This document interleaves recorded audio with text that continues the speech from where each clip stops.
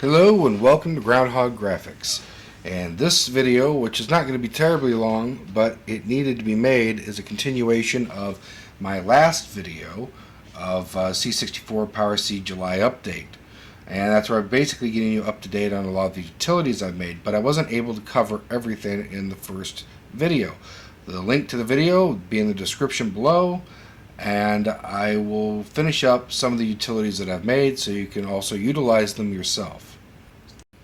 I would also like to add that I had a website that had my that had a few pages on it, very simple website, and there were some links on there. You know, there were some files, some D64s that in previous videos I may have linked to.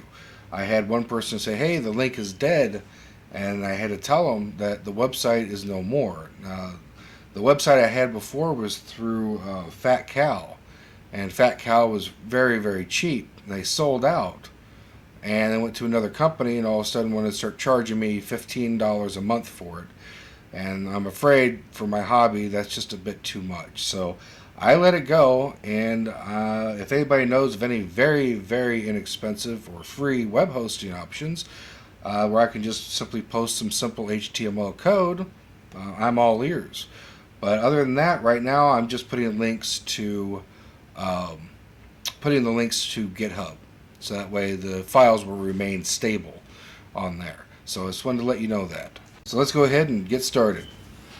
So here's some things I didn't show yesterday with the directory command, or in my last video. And it is, first I show you directory, you get a directory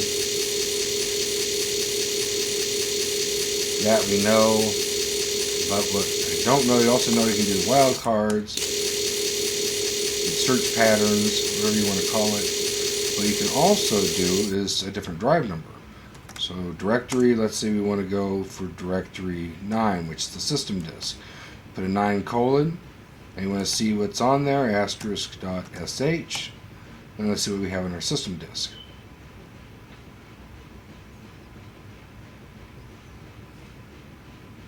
And then, if you don't remember how to use the directory command, there is always dir dash question mark. And it tells you usage, press a key. Oh yeah, you can pause listings. Run stop key aborts a listing. Shows you your search pattern, your syntax. I mean, then you can do dash P. So let's try that. Directory 9 asterisk.sh, or let's do asterisk.o. And let's do a dash P, and it will pause on the screen.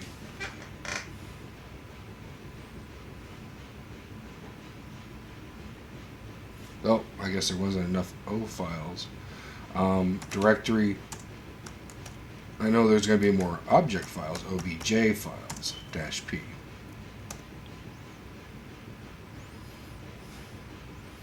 There it is, and it's paused. So if I hit a key, it does another page. And if I hit run stop, we're out of it.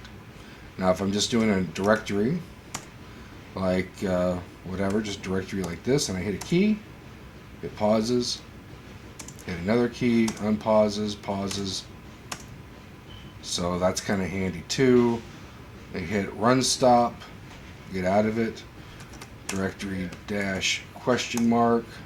So there it is. There's the directory command, and that's pretty much everything about it. But I didn't cover it yesterday, so I wanted to go over it again. The delete command. And let's go ahead and get a directory listing first. Test, and this is the disk that I just put in and copied these files to so we can delete them. Delete command, normally you would use a command line syntax. This one, no. Not yet, if ever, but right now, I just hit delete, and we are on drive 11, and file name, which could also be a search pattern, we can do asterisk.sh, and then we can prompt to delete, yes. So we have pname sh, sure, we can delete that, yep, delete that, delete, delete, delete. Delete them all. Okay, So now those files have been deleted. So let's get a directory listing, asterisk.sh.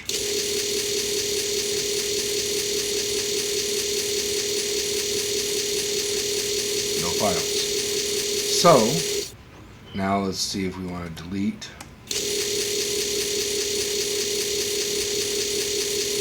11, and we want to delete all the files.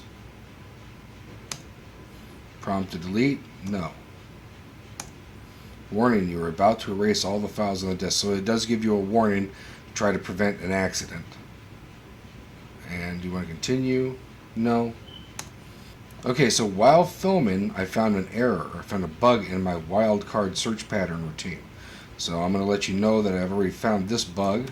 So if I do delete, and I do 11 here, and I do a search pattern of asterisk dot question mark, that should bring up only files that have an extension of 2 letters.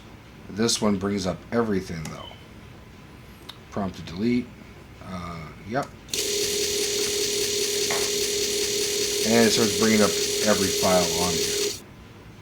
So, no.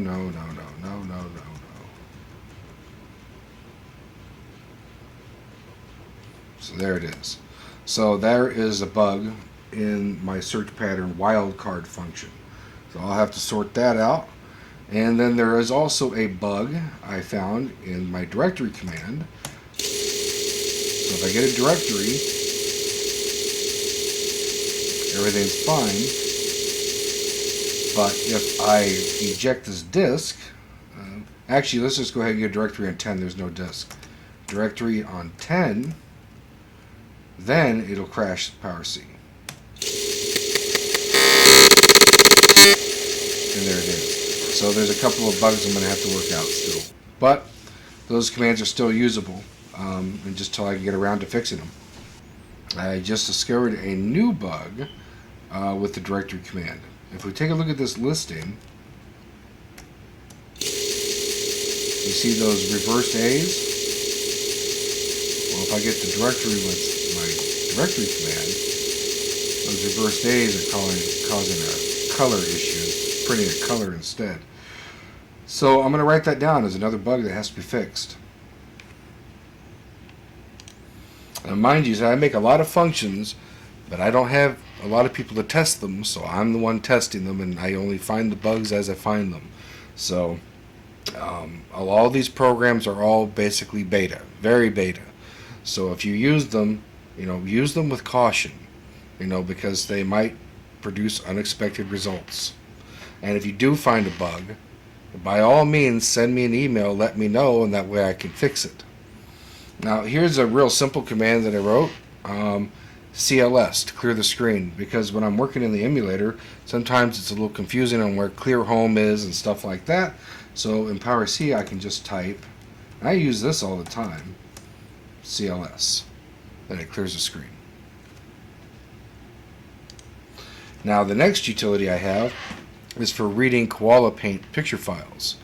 I thought that would be pretty handy to have, and I always had a Koala Paint reader as a Koala Paint tablet as a kid, and I still have it, the cartridge, and I still use it periodically too.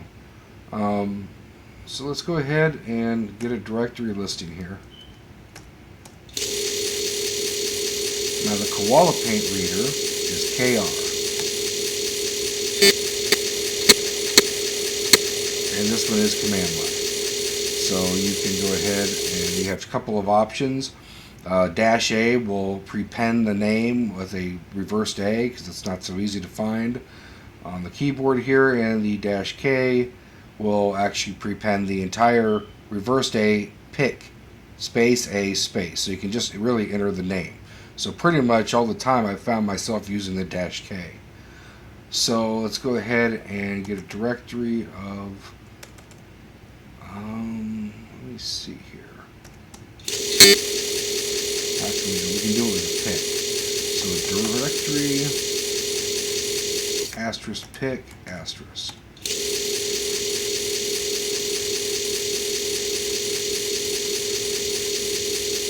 Oh, yeah, well there it is, printing the reverse A. But at least I get the names on here. So now we can do the KR, and we can do Fatal, and we'll do a -K.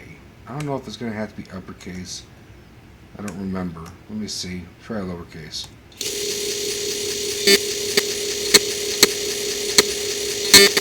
No, I didn't care. I don't think it's fine with lowercase or uppercase.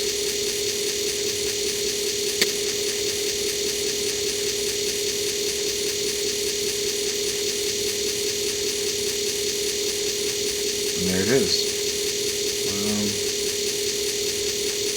Let me see if I hit a space key, and that brings us out of it.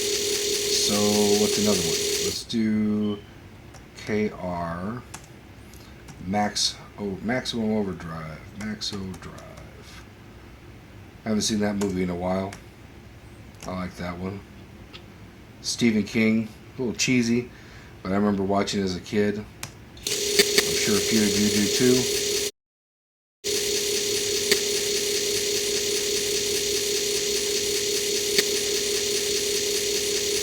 There it is. There's that semi-truck. It's a crazy semi-truck. That's funny. I'd be nuts to see something like that going down the road. Spacebar. So I hit enter. Enter didn't exit, so spacebar apparently exits. KR. T. I'm not going to go through every picture, but I'll just do this last one. Let's see, T1000. -K.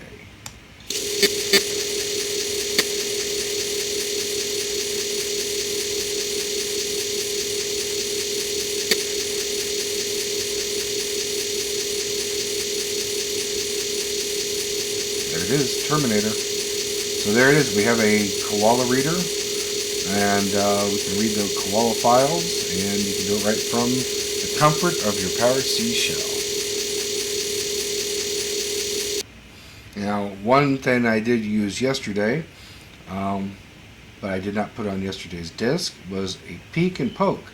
So we have, let's try peek 1024. That is the very beginning of screen memory, so it should give us the value of the screen code for the $sign.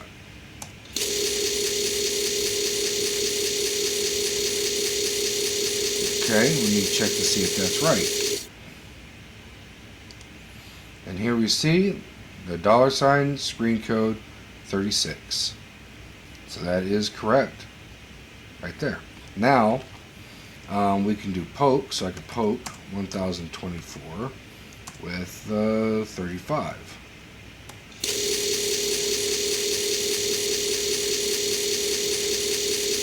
So peek and poke is handy. I use them fairly often if I want to just test something quick and I'm inside the shell.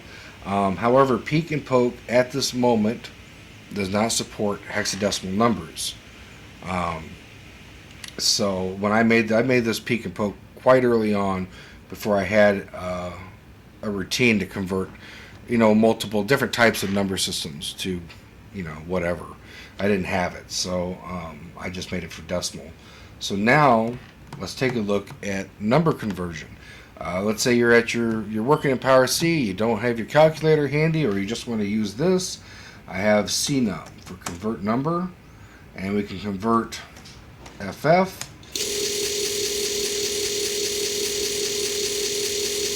And it gives us our decimal, hexadecimal, octal, and binary representation. So CNUM 0377, and there it is. And CNUM, let's do percentage, which is for prefixed for binary, 101. And there it is. So you have a little handy dandy number converter right there at your fingertips if you need to use it. Alright, so I went through the rest of my utilities, and the ones I have left I've actually already covered, the GG, save, and load. I don't see anything else that I need to work on a video on, so I guess that pretty much concludes today's video. Thanks for watching, and I will see you soon.